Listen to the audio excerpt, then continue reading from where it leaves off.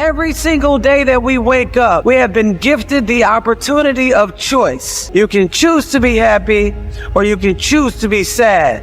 I don't care what your situation is. You should never allow your situation to define who you are as a person. The outside is the physical manifestation of what goes on inside the brain. Things do not just happen. No one just rear-ends your car. You don't just become broke. Broke is a mindset. Things don't just happen. Your pocketbook is not just below balance or on zero. You're not just by chance you're just overweight. Things don't just happen. Your words can trip you. What you say can cause you to stumble. It can keep you from your potential. You're not snared by what you think. Negative thoughts come to us all. When you speak them out, you give them life. That's when they become a reality. When you say, I'll never get back in shape, it becomes more difficult. You just made it harder. When you say, I never get any good breaks, that stops the favor that was ordained for you. If you say, I'm not that talented, I don't have a good personality, that is setting the limits for your life. That is calling in mediocrity. So the recognition that negative thinking and unhappy states actually do nothing to change anything. If anything, they make it worse. So if there's enough awareness and you can suddenly look at that, and then you can ask yourself from the deeper perspective of awareness, do I want to continue to think these thoughts? Is that helpful or good? Do I really want that? Ask yourself, what is my limiting step? What is the one factor that determines the speed at which I achieve my goal, or whether I achieve it at all? Once you've answered this question, you can move on to making a plan for how to accomplish your goals by eliminating this limiting factor. Your ability to identify your limiting step is one of the best demonstrations of your intelligence, and your capacity to eliminate this limiting step is one of the best demonstrations of your overall competence in achieving anything you want. It's our thoughts that are manifesting this world. Now you could say that's a spiritual thing, and now I say not only is it spiritual, now it is fundamental basic science of the universe. And it says then the thoughts are creative. Well, if the thoughts are creative, then who is having the thought? And you start to realize, I'm having the thought. Well, then the truth is simple. As Richard Conn Henry said, you are creating this world with your mental activity and your spirituality combined. And then all of a sudden it says, well, then if I'm creating the world, then my original belief that when things didn't go right, I was a victim. The universe wasn't supporting me. You know, it's like, oh, I try so hard and the universe is not giving me things. It turns 180 degrees around. And it basically says this: we are creating this world. And then I say your mind is creating this world. Although you cannot change conditions or circumstance, you don't have to let them control you. We can't control what's going on outside, but we can control what's going on inside. You know, and unfortunately, I don't think many of us have been raised to really understand that. Yeah. And it's a lack of understanding that's causing all our problems. We are the only creature on the planet that's totally disoriented in our environment. All the little squirrels, the birds, all the animals are completely at home in their environment. They blend in. You and I are totally disoriented in our environment. We've been given the mental faculties to create our own environment. However, we go right through school and we've never learned that. We have higher faculties, and the average person has no knowledge of how to operate with them, how to develop them. We have perception, the will, reason, imagination, memory, and intuition. Now, those mental faculties, they're not just words.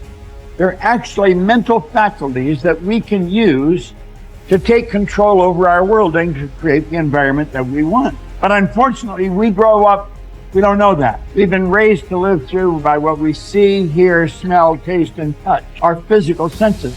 And we've been raised to be controlled by what's going on outside. As little kids, will you listen to what I'm telling you? Will you look at this? You know, And so it's all outside. We get our report card, and that tells us what kind of student we are. But it really tells us where our mind was at for a few minutes 3 weeks ago. Got nothing to do with who we are. So I think we're raised in ignorance, actually. There's a very small percentage of the population that have a reasonably clear understanding of who they are and what they're capable of doing. But the ones that do are in the minority. People think that the purpose of memory is to remember the past, and that's not the purpose of memory. The purpose of memory is to extract out from the past lessons to structure the future. And that's the purpose of personal memory. And so you're done with a memory when you've extracted out the information that you can use to guide yourself properly in the future. So if you have a traumatic memory, for example, that's really obsessing you, if you analyze that memory to the point where you figured out how you put yourself at risk and you can determine how you might avoid that in the future, then the emotion associated with that goes away. So memory has a very pragmatic function. And cultural memory is the same thing, is that we need to extract out stories from our past that structure our future.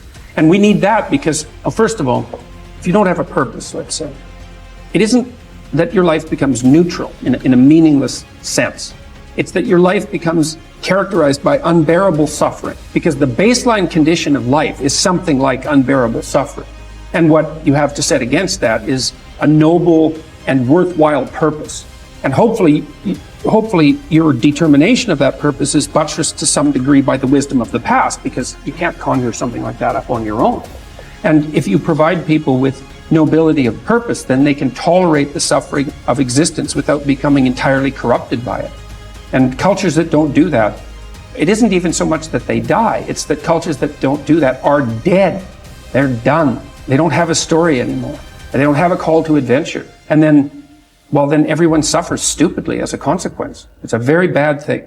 So Churchill made the same observation that many of the great psychologists and philosophers made in the early part of the 20th century. Bring the story forward and propagate it and make it the most noble possible story. And then you motivate people to transcend themselves, which they need to do. So yes, he's exactly right in his diagnosis. In order for us to become abundant, we have to overcome the old personality. And that's 95% of who we are, right? Yes. So then, the side effect of the beginning of this process is a lot of discomfort. It is a lot of discomfort because you're stepping outside the known into the unknown, and now you can't predict. It's scary. No, you'd rather hold on to your lack. The pain, the suffering. Rather tell the story of that. At least it makes you feel something that's familiar. Mm-hmm. When you step outside and you're saying, I'm not going to complain about money any longer. I'm not going to complain about I don't have any. I'm not going to judge other people who do. I'm not going to say I can. I'm not worthy. It's never going to work. All those things got to go. I'm not going to feel lack. I'm not going to feel unworthy. I'm not going to feel separation. I'm not going to feel resentment. These are the things that are keeping my reality the same. Now it's no longer about abundance, about who you become. Mm-hmm. The most successful people are long-term thinkers. They look into the future as far as they can to determine the kind of people they want to become and the goals they want to achieve.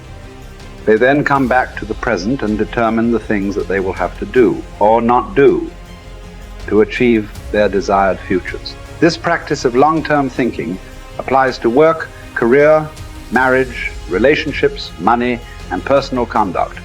Successful people make sure that everything they do in the short term is consistent with where they want to end up in the long term. They practice self-discipline at all times. You see this willingness to sacrifice in people who spend many hours and even years preparing, studying, and upgrading their skills to make themselves more valuable, so that they can have a better life in the future, rather than spending most of their time socializing and having fun in the present. Your ability to think, plan, and work hard in the short term, and to discipline yourself to do what is right and necessary before you do what is fun and easy, is the key to creating a wonderful future for yourself. Your ability to think long term is a developed skill. As you get better at it, you become more able to predict with increasing accuracy what is likely to happen to you in the future as the result of your actions in the present. This is a quality of the superior thinker. The common denominator of success was that successful people make a habit of doing the things that unsuccessful people don't like to do. And what were these things? It turned out that the things that successful people don't like to do are the same things that failures don't like to do either.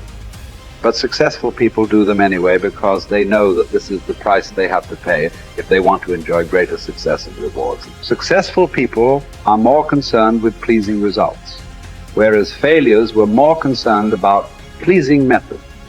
Successful, happy people were more concerned with the positive, long-term consequences of their behaviors, whereas unsuccessful people were more concerned with personal enjoyment and immediate gratification.